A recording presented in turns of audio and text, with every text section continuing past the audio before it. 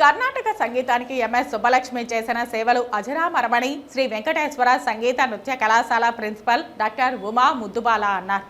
శ్రీ వెంకటేశ్వర సంగీత నృత్య కళాశాలలో ఘనంగా ఎంఎస్ సుబ్బలక్ష్మి 108వ జయంతి వేడుకలు సోమవారం ఘనంగా నిర్వహించారు. వేడుకల్లో భాగంగా ముందుగా ఎంఎస్ సుబ్బలక్ష్మి చిత్రపటానికి పుష్పాంజలి ఘటించి వారిని స్మరించుకున్నారు. ఈ సందర్భంగా ప్రిన్సిపాల్ ఉమా ముద్దుబాల మాట్లాడుతూ ఎంఎస్ సుబ్బలక్ష్మి జయంతి వేడుకలు కళాశాలలో నిర్వహించుకోవడం చాలా సంతోషంగా ఉందని అన్నారు.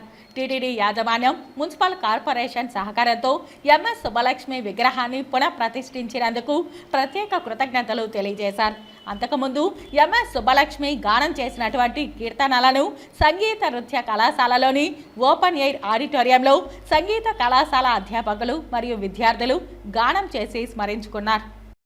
భారతరత్న డాక్టర్ ఎంఎస్ సుబ్బులక్ష్మి గారి జయంతి సందర్భంగా మన తిరుమల తిరుపతి దేవస్థానం యాజమాన్యం ఈఓ గారు, జేఈఓ గారు అందరి సహకారంతో కార్పొరేషన్ కమిషనర్ మౌర్యారెడ్డి గారు, మేయర్ శిరీష గారు వారి యొక్క సహాయ సహకారాలతో ఎఫ్కాన్ సంస్థ యొక్క సహకారంతో ఈరోజు ఎంఎస్ సుబ్బలక్ష్మి అమ్మవారి విగ్రహాన్ని పునఃప్రతిష్ఠించుకోవడం జరిగింది.